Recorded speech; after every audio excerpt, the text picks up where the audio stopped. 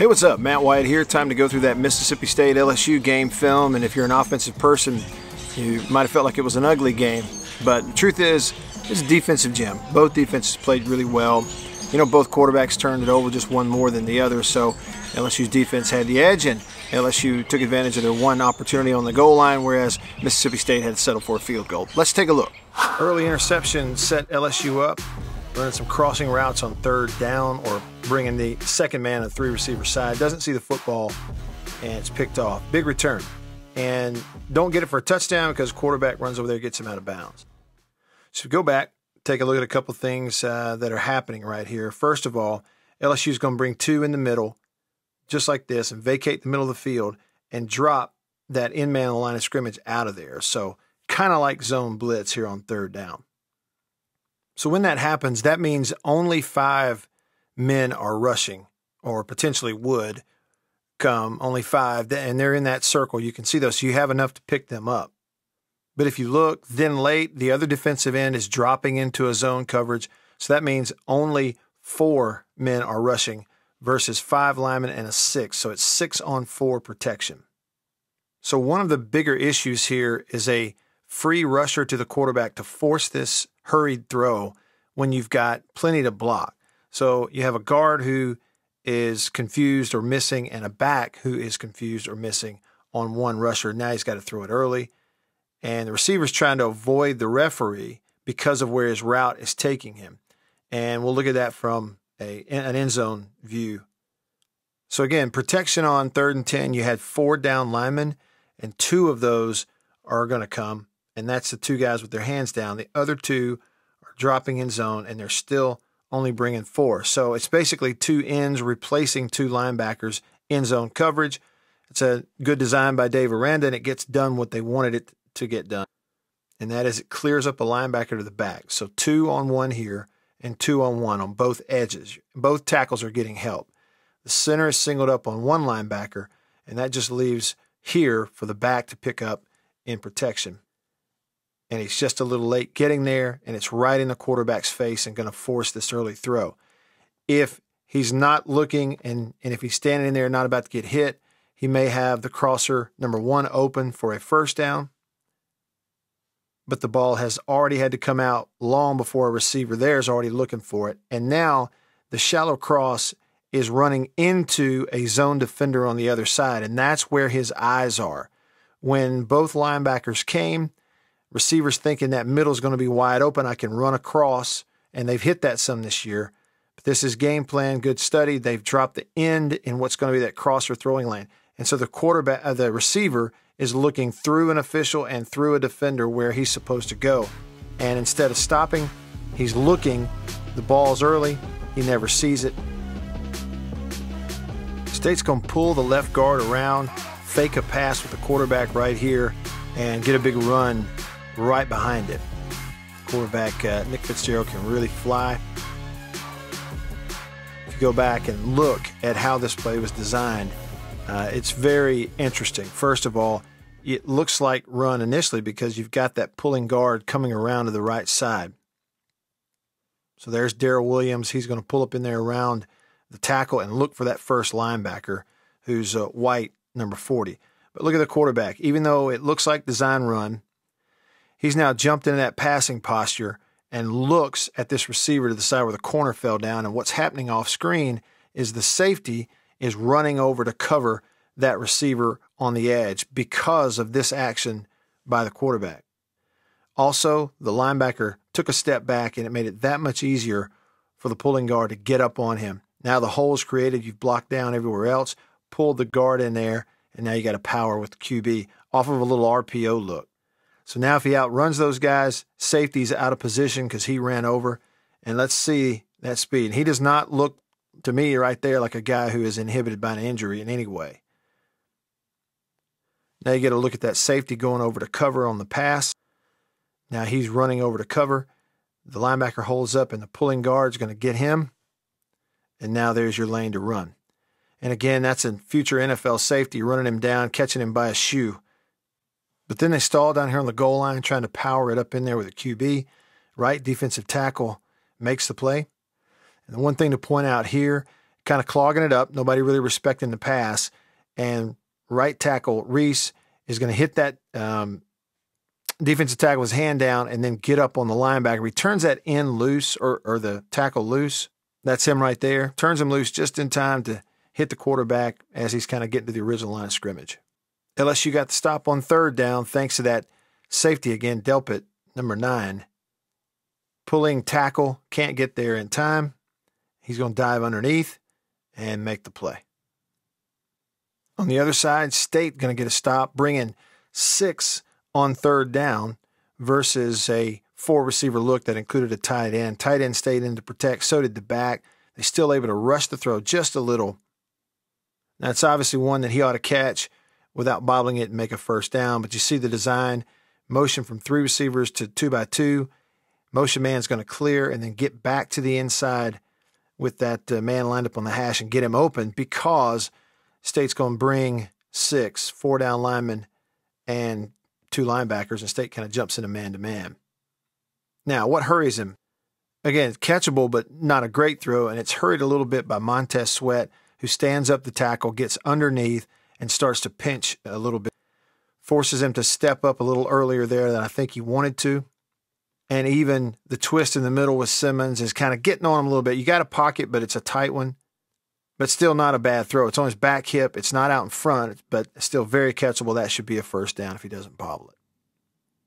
Similar thing on a third down later, 2x2 with the tight end. They keep him in. The back stays in. They still pinch the pocket. The quarterback can feel it, and it's a low throw. Even though it's low, it still should be caught if you're the receiver, but here's why he was hurried on the throw a little bit. Start with Montez Sweat, defensive end. This time they match him up against the tight end, and that's a bit of a mismatch. So it's leverage, good technique, arm is under. Now he's going to push and pinch that pocket. State's bringing 6 in here against 7-man protect.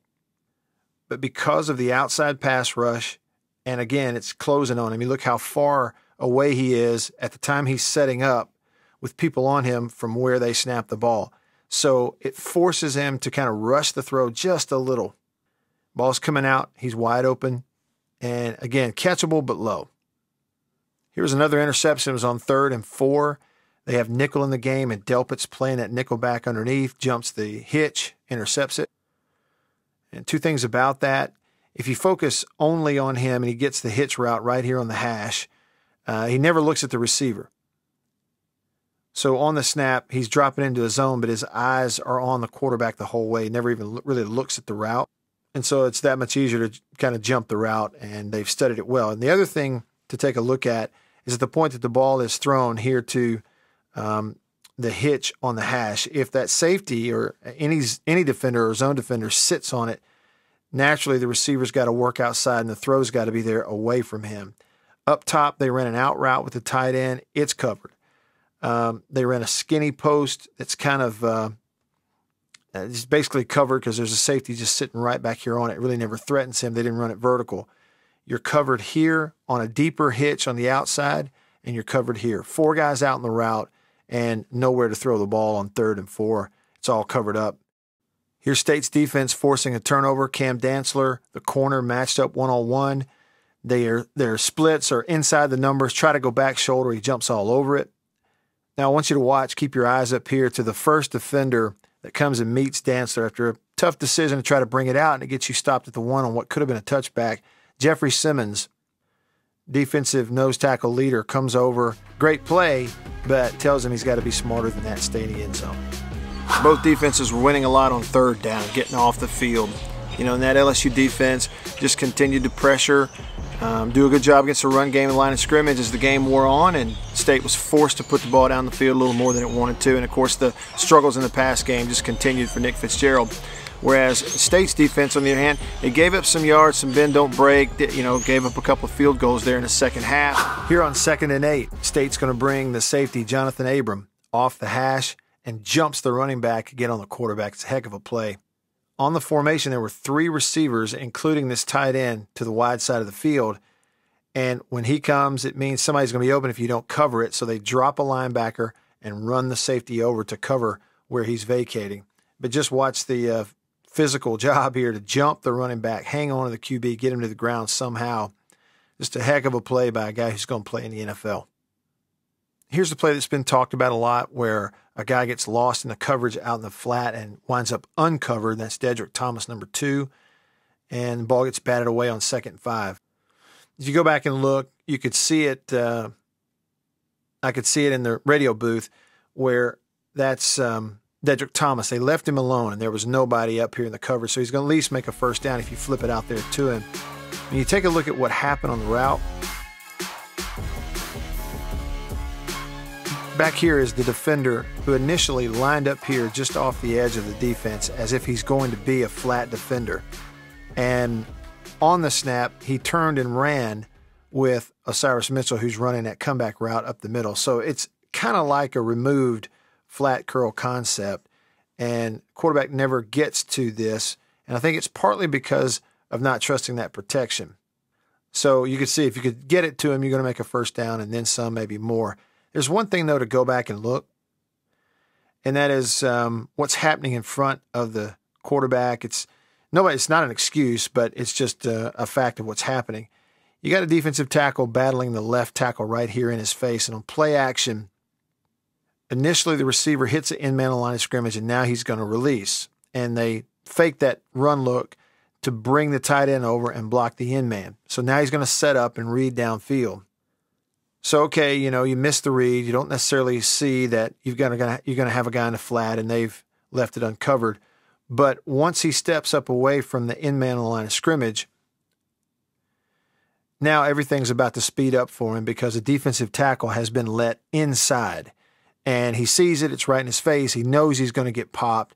And so he's getting rid of the football. Again, yes, that's a throw that can be made for big yards, but it's not helped by the fact that he can't sit in there and have a little time to flip his head and see it because he knows he's about to get hit by a big guy. Last interception of the game, safety play in center field, just kind of sitting back there reading the quarterback. 44 seconds left or so, you're going to try to throw it in that end zone if you can. Plenty of protection, and the safety just jumps the route. A couple things on that. It's a 5-man route because the tight end and the back do go out. Tight end's hidden over here, but he's up and in the end zone. Back releases to the flat and gets covered. Couldn't really see what happened on the outside, but you did see crosser here where a linebacker has blitzed, and the vertical is trying to get open, but safety just jumps all over it. When he flips his head, in this situation, you could easily say, okay, flip it underneath to the crosser. Tight end covered back here. You're one-on-one out here in the flat. If you come back and give it to this crosser, you're going to make some yards, but it's under a minute, and you're down 16, and he wants to take a shot to the end zone, trying to force it in there, and the safety jumps it. All right, hope you enjoyed that. Thanks for watching. If you have any questions, comments, or ideas, hit me up on Twitter and Instagram. I'm Radio Wyatt. And then also at Facebook and YouTube, just Matt Wyatt Media on both those. Appreciate you checking me out. And then also thanks to Renaissance Bank for sponsoring these videos. They love SEC football just like we do. And y'all can let them know I sent you over at renaissancennation.com. Tell them thanks. All right, thanks for watching. See you next time.